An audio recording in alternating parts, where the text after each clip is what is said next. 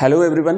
एक बार फिर से आप सभी का एजुकेशन राइज के इस ऑनलाइन प्लेटफॉर्म पर स्वागत करता हूं। विद्यार्थियों, आज हम देखेंगे क्लास 12th जो हमारी भूगोल है, इस भूगोल का आपका जो मानचित्र अध्ययन यानी कि मैप वाले के जो क्वेश्चंस आएंगे वो आज अपन करने वाले हैं। आपकी परीक्षा में दो प्रकार के मैप पूछे जाते हैं, एक होता है विश्व का मानचित्र और एक होता है भारत का मानचित्र। तो दोनों ही प्रकार के जो आपके मानचित्र से संबंधित प्रश्न आने वाले हैं वो हम यहाँ पे आज सीखेंगे। और इसमें आपको एक प्रश्न दिया हुआ रहेगा, उस प्रश्न में आपको 4 ऑप्शंस रहेंगे और आपसे कहा जाएगा कि निम्नलिखित स्थानों को भारत के मानचित्र में अंकित कीजिए या निम्नलिखित स्थानों को विश्व के मानचित्र में अंकित कीजिए। तो हम कंप्लीटली इसे देखने वाले हैं और इसमें जितने भी इम्पोर्टेंट क्या आपकी परीक्षा में मैप जितने भी आने वाले हैं, क्योंकि हमने सारे ही शामिल कर लिए तो इससे बाहर तो एक भी नहीं जाएगा। तो कंप्लीटली देख लीजिएगा इसको और शुरू करते हैं। पहला हमारा जो क्वेश्चन है उसको, तो देखो यहाँ पे हमने आपको मैप मिलेगा और मैप में आपको इन स्थानों को भरना है। तो देखो पहला प्रश्न आपके सामने यहाँ दिया हुआ है कि दिए हुए विश्व के रेखा मानचित्र में निम्नांकित स्थानों को अंकित करना है।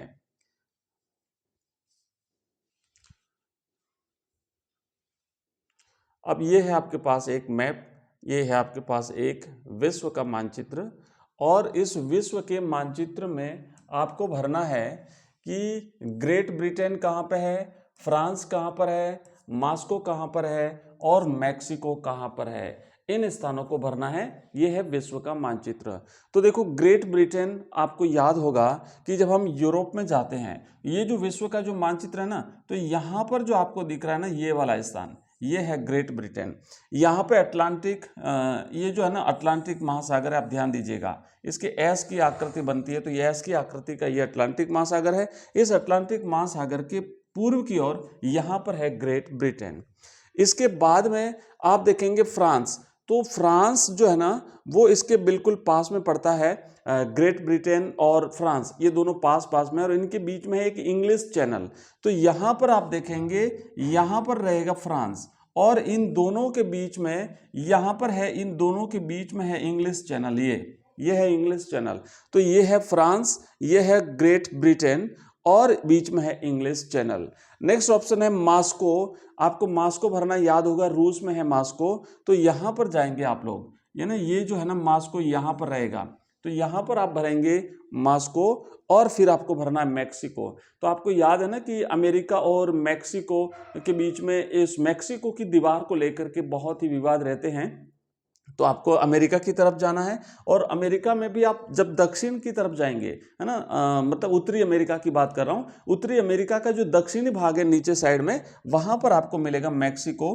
तो ये है मैक्सिको, आपको यहाँ पर भरना है मैक्सिको। इसके अलावा भी थोड़ा सा आप इस विश्व को देख लीजिए। पहले तो आपको सारी चीजें याद होनी चाहिए, कौन सा स्थान कहाँ पर है। तो ये पूरा जो है ना आप देखेंगे यहाँ पर ये कनाडा हो गया, इसके बाद में ये हो गया आपका उत्तरी अमेरिका और उसके बाद ये हो गया आपका दक्षिणी अमेरिका और ये हो गया आपका प्रशांत महासागर, उत्तरी प्रशांत महासागर, दक्षिणी प्रशांत महासागर। इसके बाद यहाँ पर हो गया आपका अफ्रीका और यहाँ पर हो गया इंडिया, ये इंडिया हो गया। ये हो गया अपना हिंद महासागर, ये हो गया आपका ऑस्ट्रेलिया। यहाँ पर है आपका यूरोप, है ना, ये यूरोप और एशिया, तो इसे यूरेशिया के नाम से जाना जाता है। यूरोप और एशिया, यूरेशिया, ठीक है। यहाँ पर ये जापान है, ध्यान दीजिएगा, यहाँ से भी अगर कोई प्रश्न बनता है तो आप लोग करेंगे। तो इस तरीके से हमने कुछ खास स्थान देख लिए और बाकी जैसे जैसे प्रश्न करते जाएंगे वैसे वैसे जो क्वेश्चंस हमारे सामने आएंगे उनको हम हल करेंगे। चलिए आगे बढ़ते हैं। नेक्स्ट हमारा जो दूसरा प्रश्न है, दूसरे प्रश्न की तरफ बढ़ते हैं आगे।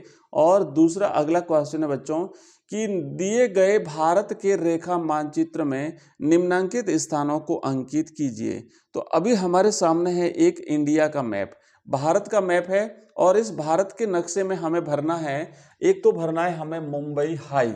मुंबई हाई जो कि तेल उत्पादन के लिए जाना जाता है। उसके बाद हमें भरना है अंकलेश्वर, ये अंकलेश्वर भी तेल उत्पादन के लिए जाना जाता है। साथ ही साथ है दिग्बोई, दिग्बोई जो कि असम में है, ये भी तेल उत्पादन क्षेत्र है। और फिर है कलोल गुजरात में, तो ये भी जो है वो हमें भारत के नक्शे में अंकित करना है।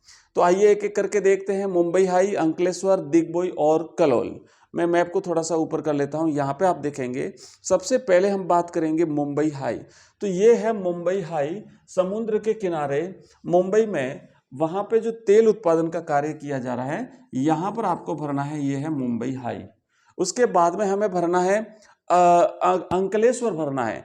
तो अंकलेश्वर आप यहाँ पे भरेंगे, बिल्कुल यहाँ पे गुजरात की बाउंड्री, गुजरात और महाराष्ट्र की सीमा पर अंकलेश्वर है। और गुजरात में ही आपको और भरना है कलोल, तो ये हो गया आपका कलोल। फिर हमारा आता है डिगबोई, तो डिगबोई जो है वो असम में है, आप यहाँ पे जाएंगे, ये यहाँ पे ये है आपका डिगबोई। तो इस तरीके से आपको ये 4 स्थान भरने हैं। अगर हम भारत के मैप की बात करें, थोड़ा सा मैप देख लीजिएगा, तो आप ये पूरा का पूरा जो मैप है, इसमें ये राजस्थान है। अब राजस्थान में भी कुछ तेल के जो उत्पादन केंद्र हैं वो आपसे पूछे जा सकते हैं। उसके बाद में ये आपका रहेगा पूरा इस तरीके से मैप। इसमें सारे के सारे जो राज्य हैं, स्टेट्स हैं, वो आप याद कर लीजिए, कौन सा राज्य कहाँ पर पड़ता है, कौन कौन सी खास जगह हैं, जैसे कि मान लो कोयला उत्पादन क्षेत्र है, लोहा उत्पादन क्षेत्र है, उसके बाद पशुपालन से संबंधित कुछ विशेष क्षेत्र हैं, विशेष प्रकार के जो अनाज उत्पादन क्षेत्र हैं उनको याद कर लीजिए, विशेष कोई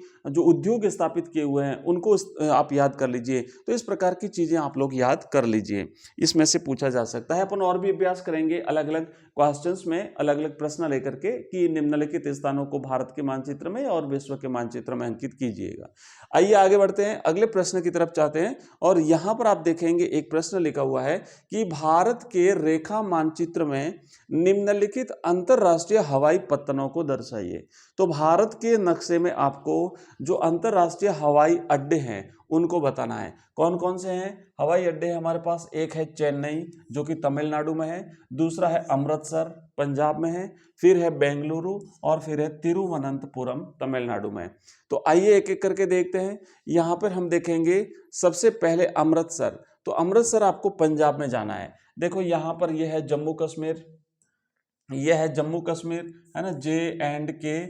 और उसके बाद आप आएंगे यहाँ पे हिमाचल है, और यहाँ पर नीचे आएंगे तो ये है पंजाब। तो ये पंजाब में यहाँ पर आपको भरना है अमृतसर।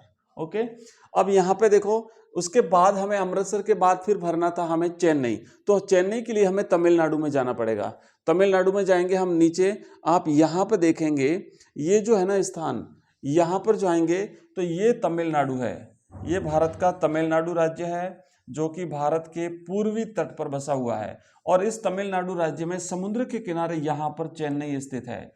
और इसी तरीके से ये भारत का केरल राज्य है, भारत का दक्षिणतम राज्य, और ये पश्चिमी किनारे पर स्थित है। तो यहाँ पर जो है ना केरल में आपको तिरुवनंतपुरम भरना है। नीचे ध्यान दीजिएगा, चेन्नई तमिलनाडु में समुद्र किनारे पर यहाँ पर स्थित है, और यह है तिरुवनंतपुरम। और इसके बाद हमें एक और स्थान भरना था बेंगलुरु। तो ये बेंगलुरु जो है वो आपको यहाँ पर भरना है। ठीक है, कर्नाटक में यहाँ पर आपको बेंगलुरु भरना है। तो ये इस तरीके से हमने इन चारों स्थानों को अंकित कर दिया है। बेंगलुरु यहाँ पर आपको रहेगा। और जब आप नक्शा ये जब लिखते हैं तो यहाँ पर आपको नाम भी लिखना पड़ेगा।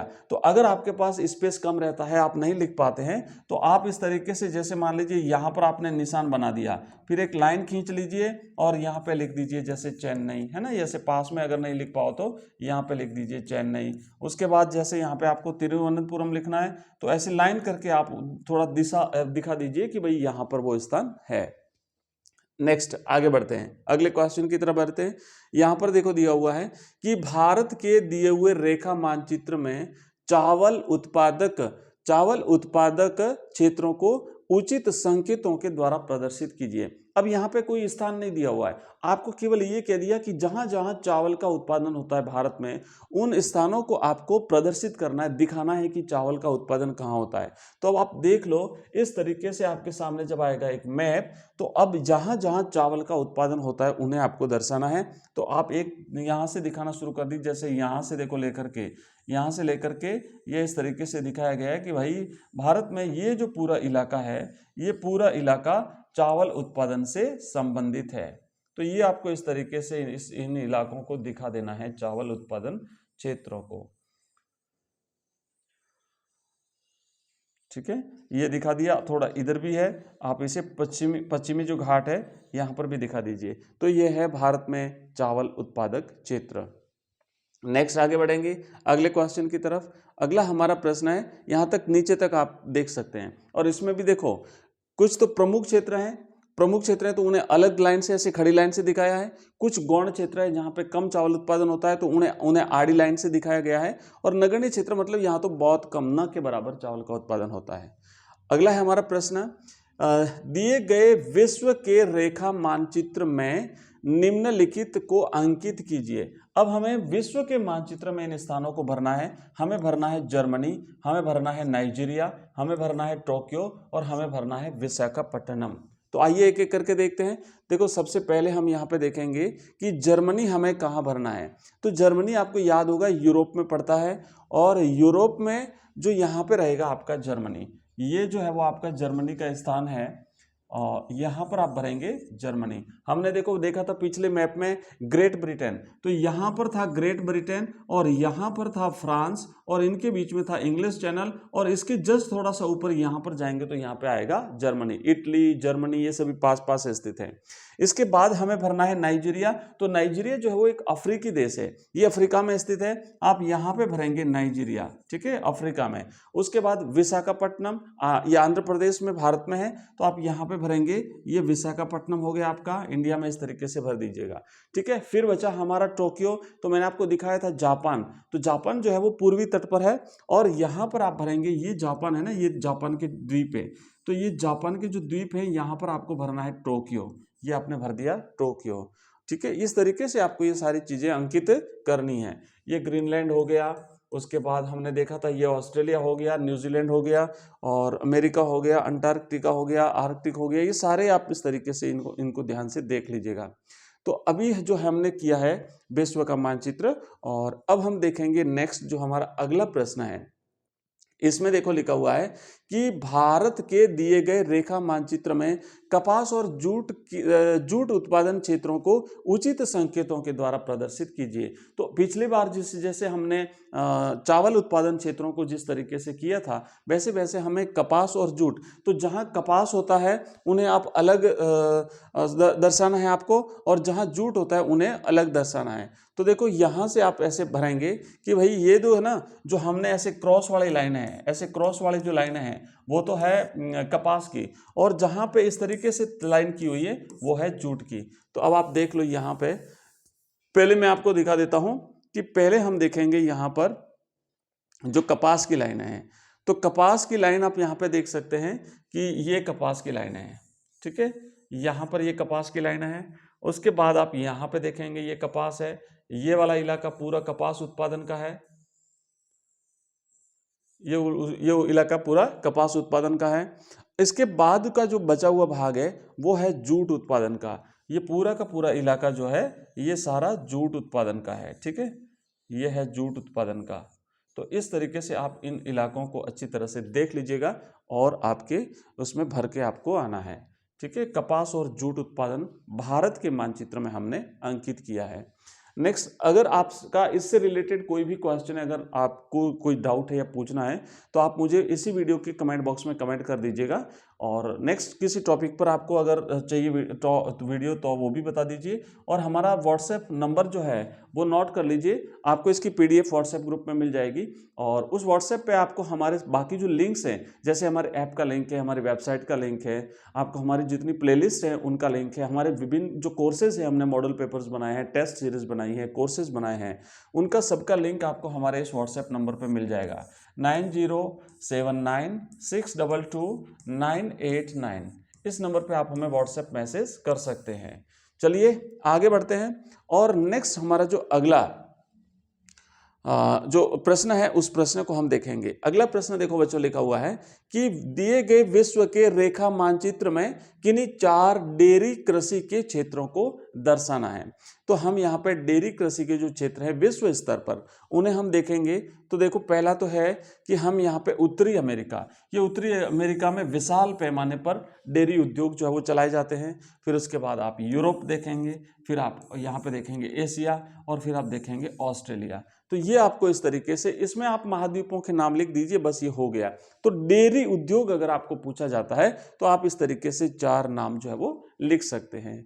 नेक्स्ट आगे बढ़ते हैं अगले क्वेश्चन की तरफ। और अगला हमारा प्रश्न दिया हुआ है बच्चों कि दिए गए विश्व के, एक काम करते हैं, ये जो है ना हमने अभी किए हैं 7 प्रश्न, बाकी के जो क्वेश्चंस हैं वो मैं नेक्स्ट पार्ट में आपको पार्ट 2 करके इसका लेके आऊँगा और उसमें अपन कंप्लीटली देख लेंगे। जिससे संबंधित जितने भी बनते हैं वो सारे आपको मिल जाएंगे। अभी बहुत प्रश्न है ना, खूब सारे प्रश्न हैं, हर टॉपिक पर हमने जो है इसे बनाया हुआ है और आपको ये सारे के सारे क्वेश्चंस मैं अवेलेबल करवाऊंगा नेक्स्ट पीरियड में। अपन एक साथ आपको मैप से संबंधित जितने हैं ना वो सारे मिल जाएंगे। देख लो कितने सारे हैं, तो ये सब कुछ आपको मिलेगा मैप में। आपको इसके अलावा एक्स्ट्रा कुछ भी पढ़ने की आवश्यकता नहीं रहेगी, बहुत है अभी तो ये इस तरीके से सारे के सारे क्वेश्चंस हम करने वाले हैं आने वाले हमारी नेक्स्ट सीरीज में। तो मिलते हैं नेक्स्ट सीरीज में, नेक्स्ट पार्ट में। तब तक के लिए बाय, थैंक यू, धन्यवाद।